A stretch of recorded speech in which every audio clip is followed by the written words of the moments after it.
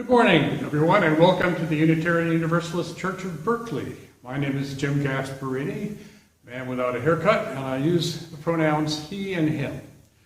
This is a welcoming congregation, and we are always working on how to welcome and care for one another better.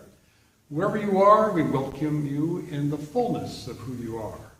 We usually have in-person worship on Sunday mornings at 11 a.m., but during these days, when we must shelter in place, we are worshiping together on Facebook Live and YouTube. And now, it is my great pleasure and honor to introduce Reverend Dr. Michelle Collins, who has just arrived on the West Coast to take up her duties as the interim minister of Unitarian Universalist Church of Berkeley. Thanks, Jim. I am truly so glad to be here with you here at UUCB, and I totally look forward to getting to know each and every one of you as we work together in the coming months. And before we really get into our time together, I invite you to go grab a candle or a chalice that you may have at home so that you can light it as part of our chalice lighting, and we can all have our little spaces of worship as we're joining together for worship in this online space. And also to participate in the service, I invite you to type in the comments when you're invited to do so. And I have to say, I'm truly glad to be part of this Animal Blessing service. As the first service I'm taking part in here at UUCB, it is one of my favorite services of the year. We continue to work with staff and volunteers to improve the technical aspects of our virtual services. If you experience any technological difficulties during the live stream of this service, please message the UUCB page, and one of us will do our best to help you. Few of us are professional video producers or internet experts, and sometimes problems crop up with technology that we can't control. Nevertheless, we are glad to create space with you for all of us to connect deeply with the sacred and one another. Now, please join us in singing our opening song, number 203, All Creatures of the Earth and Sky.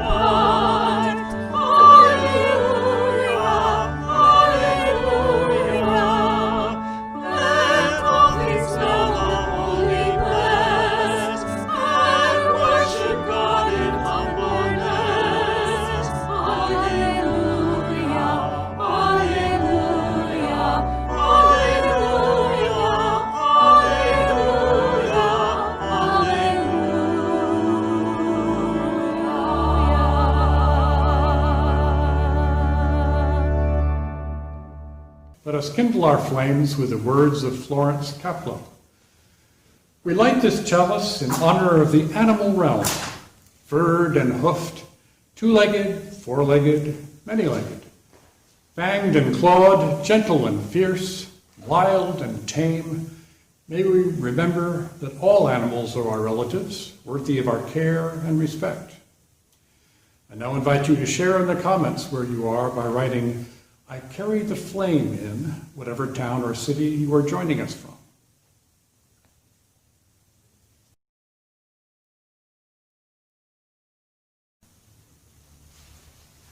And now please join with me in saying our covenant. Love guides this church. The quest for truth and justice is its common purpose. To give thanks, listen deeply, speak with care, honor our differences, and seek and grant forgiveness. These things we covenant with one another.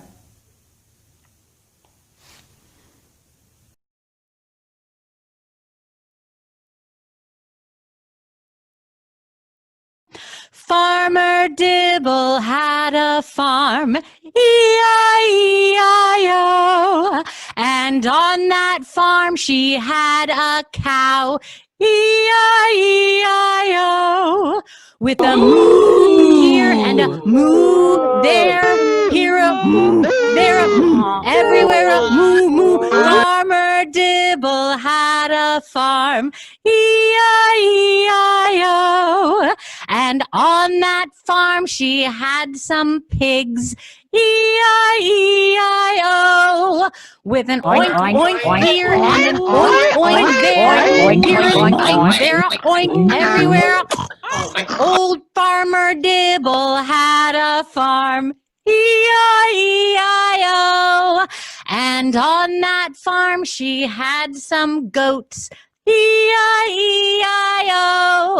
With a meh here and a meh there, here a meh, everywhere meh. Farmer Dibble had a farm, E-I-E-I-O. And on that farm she had some chickens, E-I-E-I-O. With a bagong here and a bagong there, here, there, everywhere. Old Farmer Dibble had a farm, E-I-E-I-O.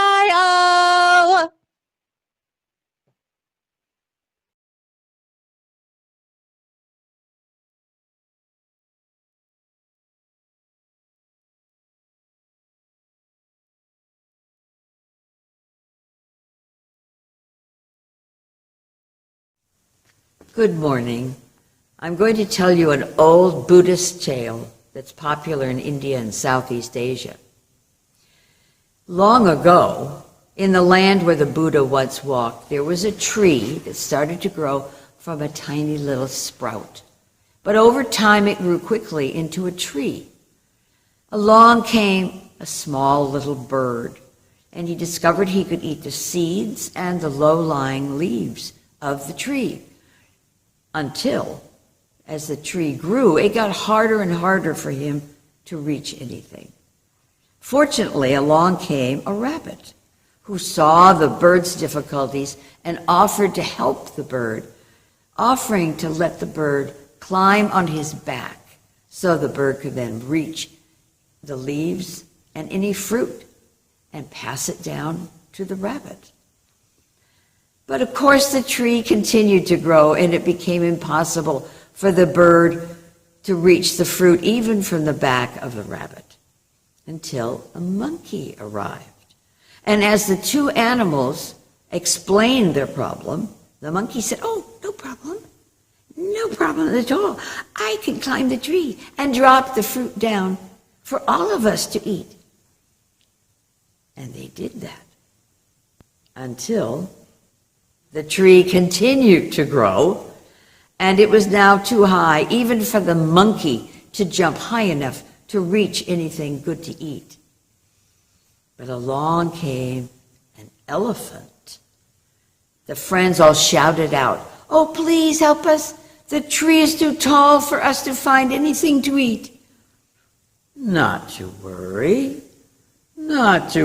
I am tall enough to reach into the tree, and the three of you can climb on my back to reach even the highest fruit. You're welcome to also use my trunk.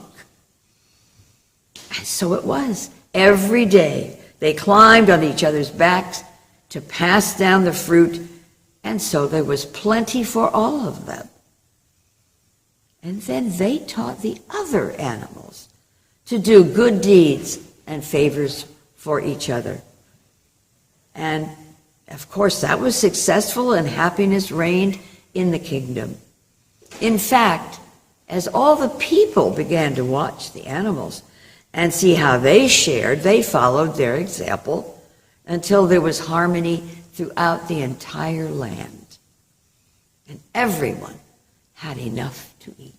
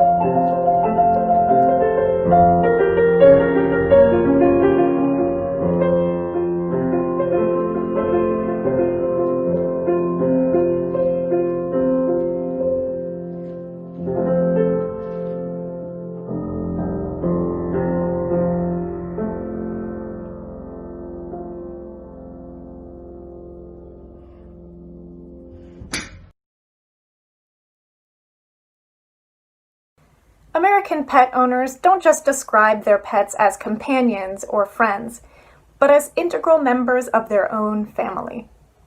And there is some scientific truth underwriting these familial claims. Animals are part of our biological family, more closely related to us than we might think.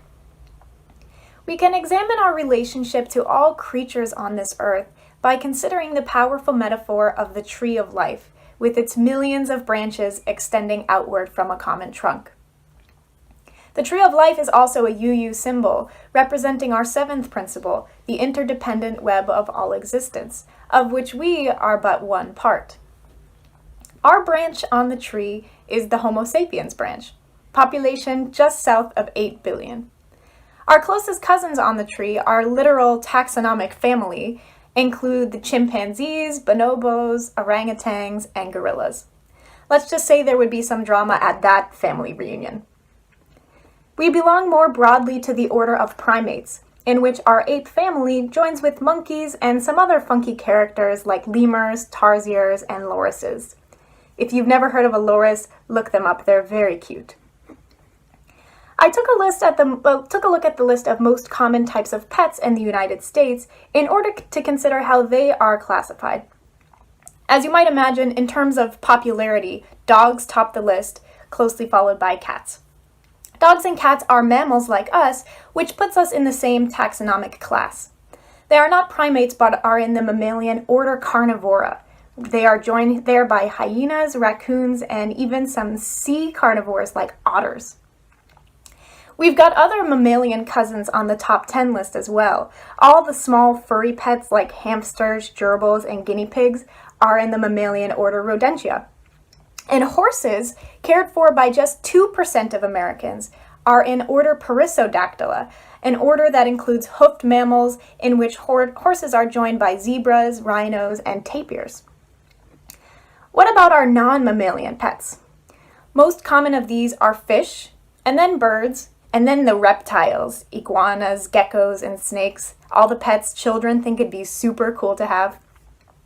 Fish, birds, and reptiles all lie on yet more distant branches from ours on the tree of life, though our backbones give powerful evidence of our shared ancestry with them. What's the only invertebrate creature to crack the most popular American pet list? That would be the tarantula. So thinking about our place on the tree of life and all these cousins we have leads me to some strange reflections.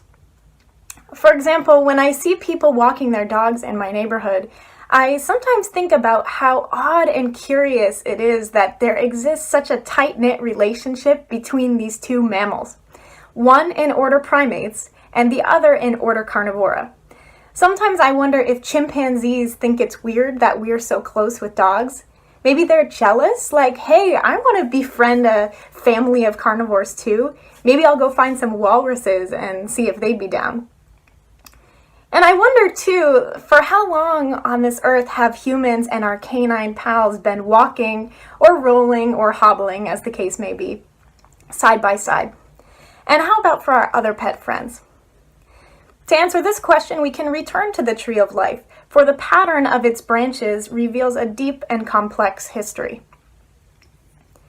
Although dogs and cats are the most popular pets by share of households, the most common pet in the U.S. by sheer numbers is the fish. There are as many pet fish in the U.S. as there are dogs and cats combined. And fish, well, they've never really walked side by side with us. They're still swimming in oceans and lakes, finding a home in the very same water where life arose, spread, and diversified. Other animals moved on from the water, but fish have stuck around. The first organisms to leave the oceans were microscopic, bacteria and fungi, followed by algae and other plants.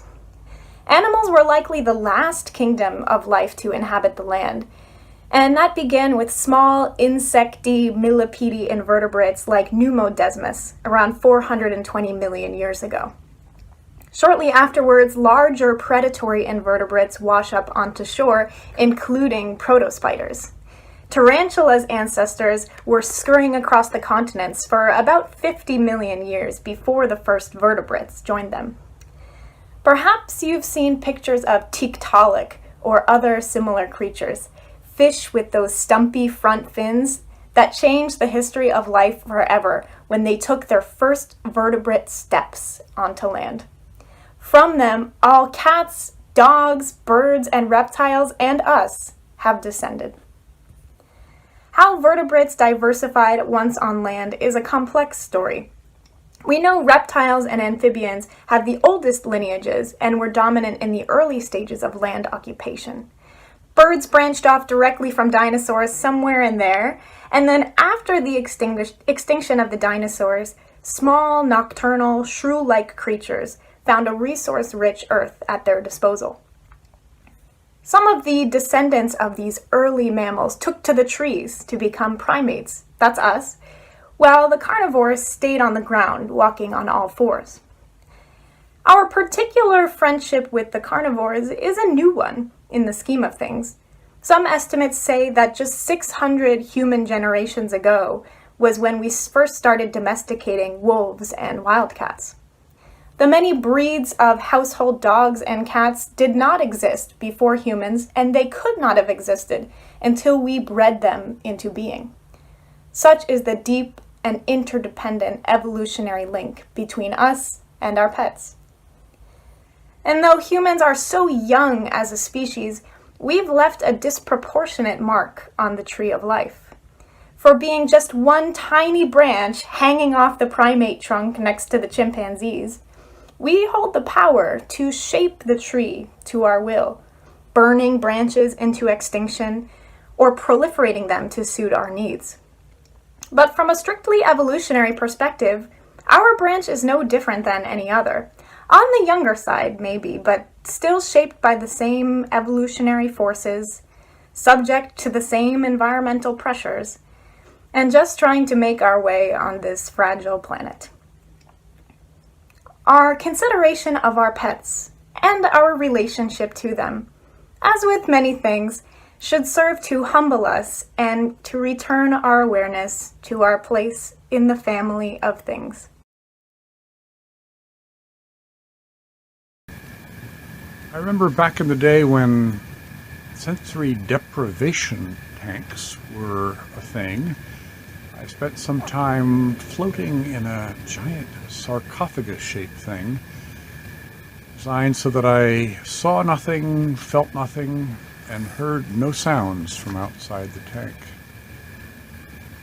Did I experience silence? No.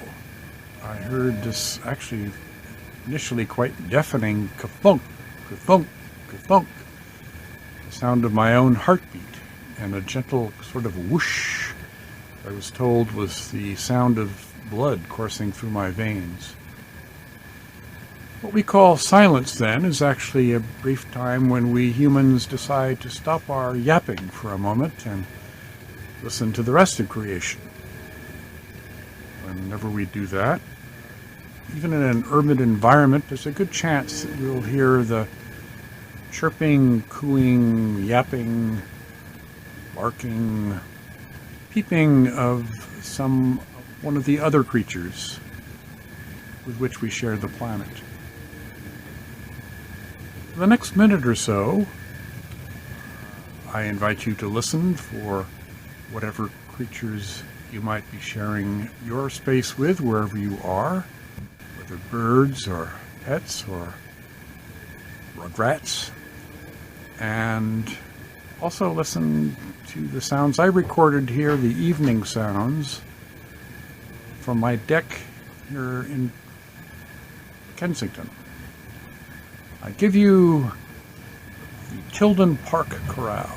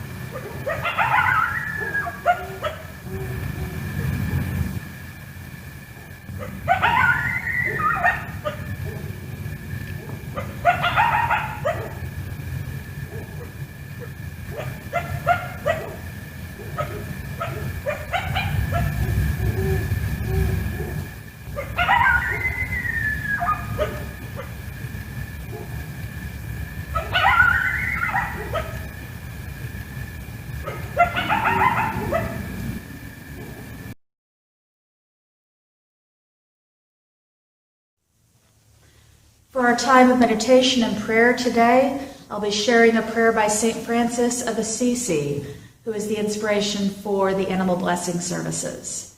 So please join me now in the spirit of meditation or prayer.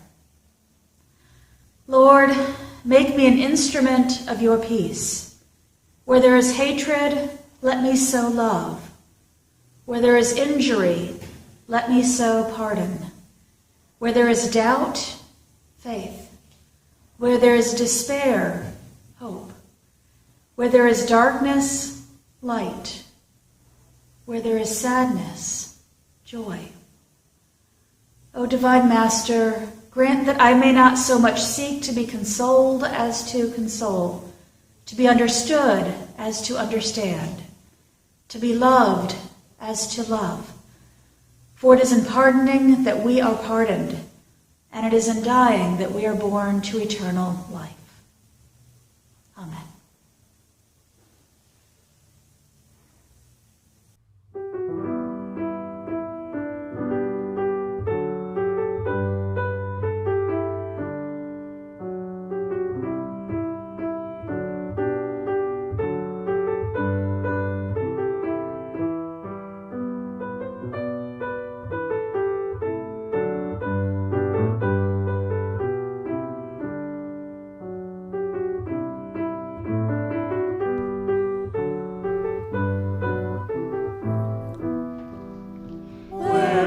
free spirit onward leads, well, there shall be my way.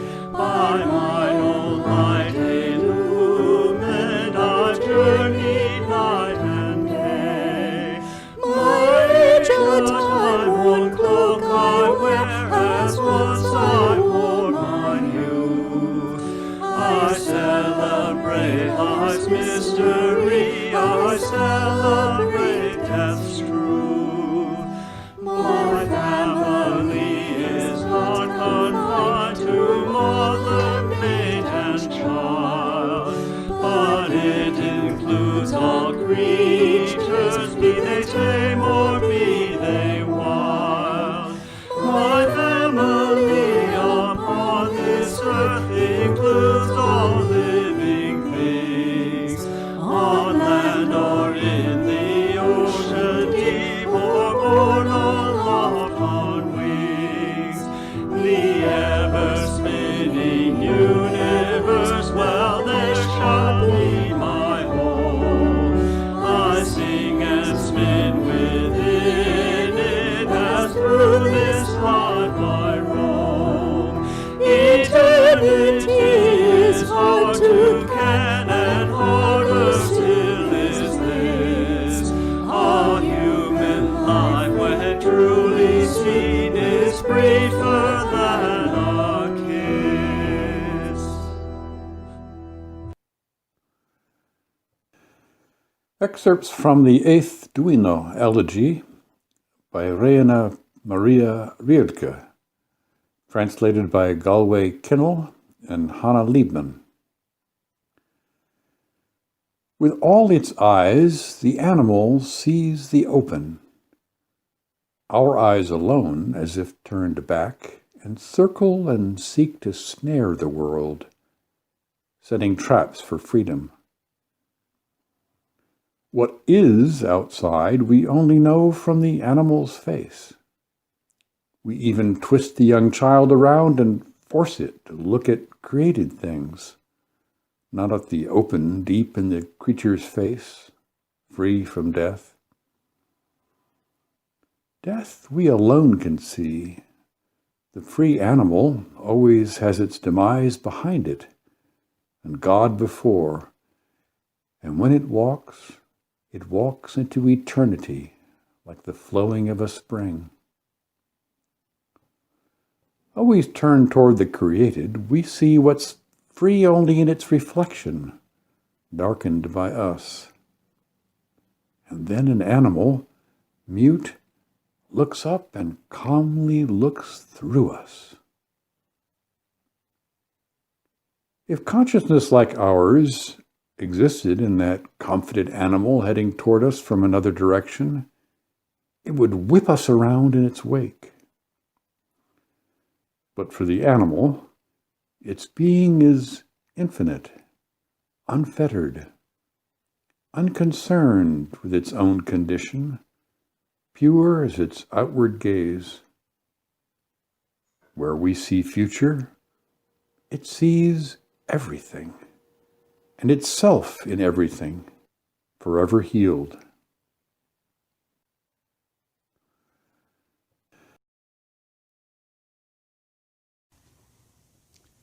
We have gathered today for the blessing of the animals. Before we go about that, what does it mean to bless something or someone? In most religions, to bless is to make holy through some sort of ritual. Our word bless derives from an Old English term for blood, which referenced the ancient Anglo-Saxon pagan practice of marking or hallowing by sprinkling with blood. In this tradition, animals were more often, let us say, instrumental in the ceremony of blessing than the subject of blessing themselves. The Anglo-Saxons did have rituals for animal blessing, as do most religions around the world, including Judaism, Christianity, and Islam. For religions in which the source of all blessings is a benevolent God, to bless someone or something expresses the hope that they may be granted divine favor. For those of us unsure whether such an higher power can meaningfully be invoked, a ceremony of blessing could seem presumptuous.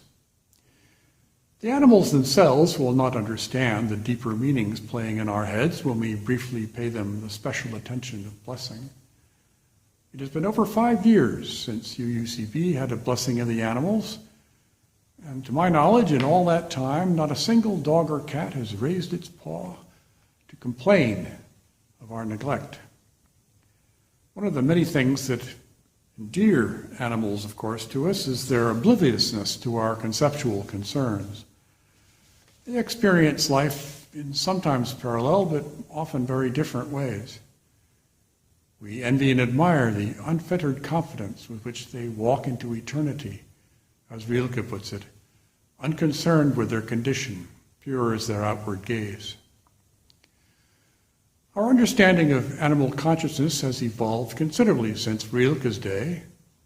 Science has come to grudgingly acknowledge that many animals lead rich and complex emotional lives.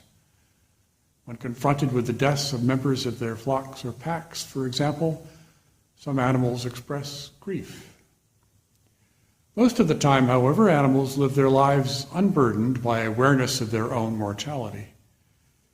We humans are the only religious animal, in the broad sense that we must live with and somehow come to terms with the knowledge of our inevitable fate.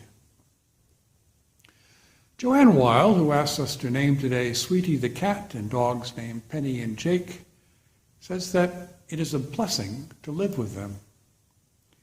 In a UU context, to bless animals perhaps means to honor and acknowledge a relationship of reciprocal blessing. By honoring close relationships with certain animals, we also honor the seventh Unitarian Universalist principle, respect for the interdependent web of all existence.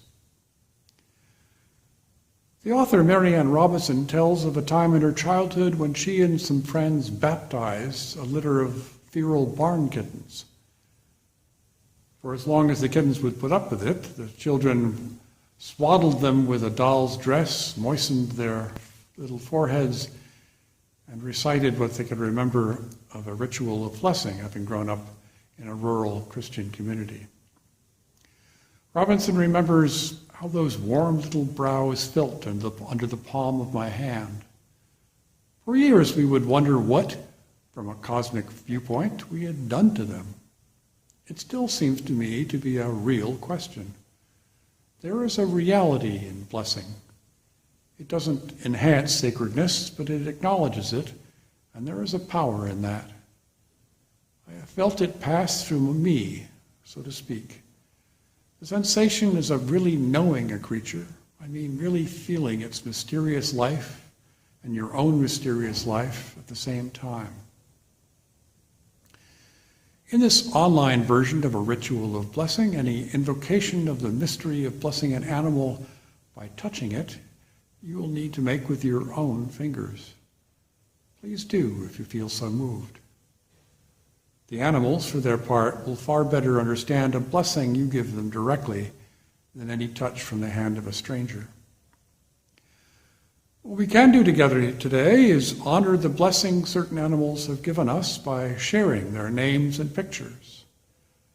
Thanks for everyone who contributed, and to Susan Langford for putting together the presentation that follows.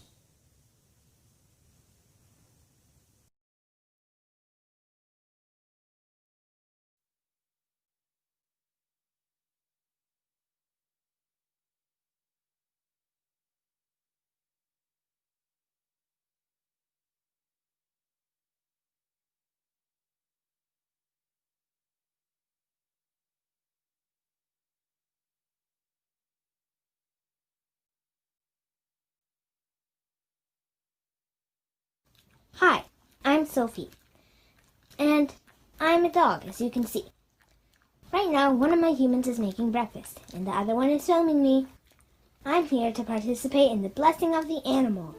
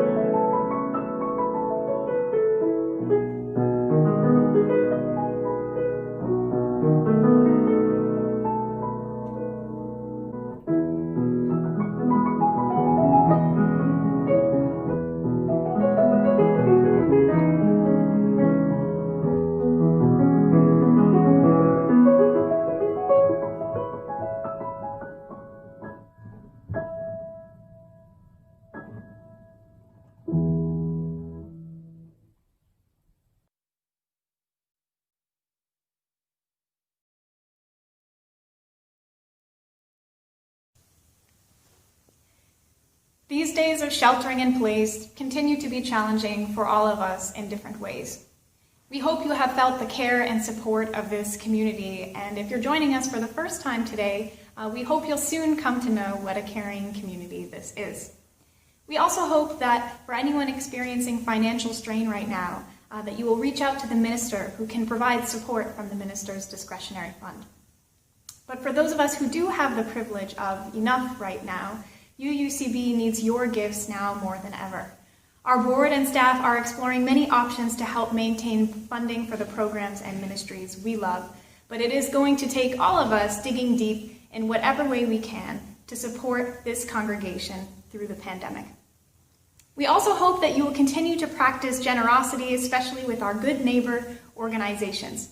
This month, we're sharing half of our offerings with the Emeryville Citizens Assistance Program to support the good work they do in our wider community. The Emeryville Citizens Assistance Program, or ECAP, provides food, household furnishings, care, and compassion to those in need in Emeryville, California, and its surrounding Bay Area communities. Whether you can make a gift of $1 or $1,000, or something in between, all offerings are given and received with gratitude. More details on how to give electronically will appear on your screen during the offering. Thank you.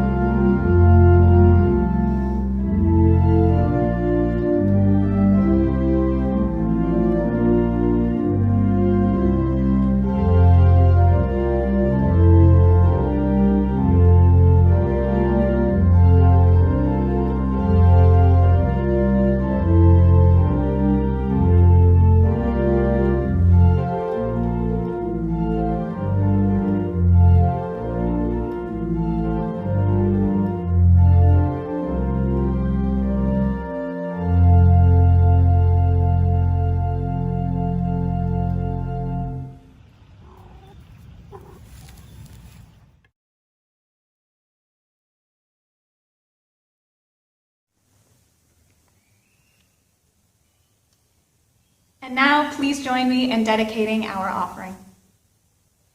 We dedicate our offerings and ourselves to the mission of this congregation, to create loving community, inspire spiritual growth, and encourage lives of integrity, joy, and service.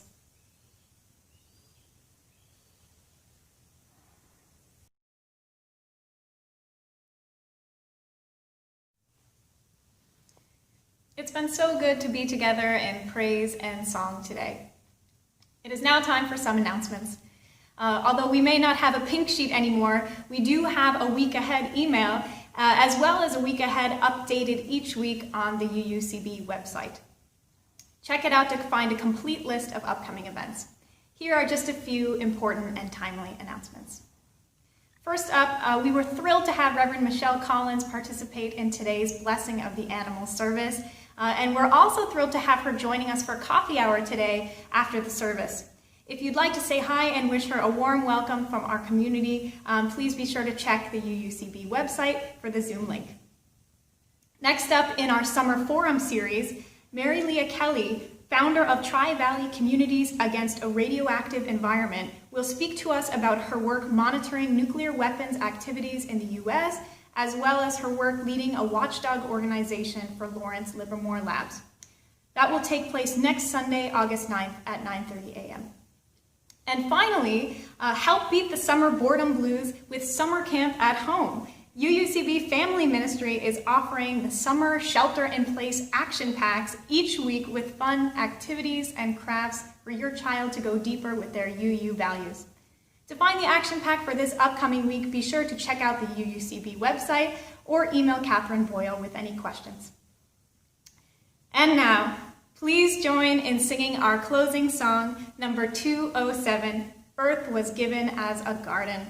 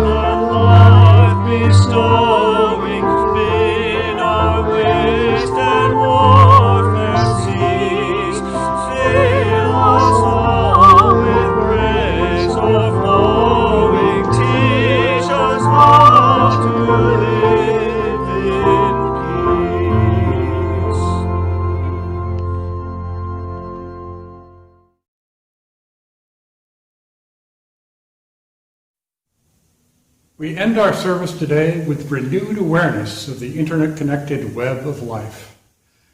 Aware of how much our animal companions bless and protect us, aware of the billions of species with which we share the world, aware that without many of these animals we could not live, and without many others our lives will be greatly diminished, may we feel called to cherish and protect them. And so now our service online is ended, and our service in the world begins anew.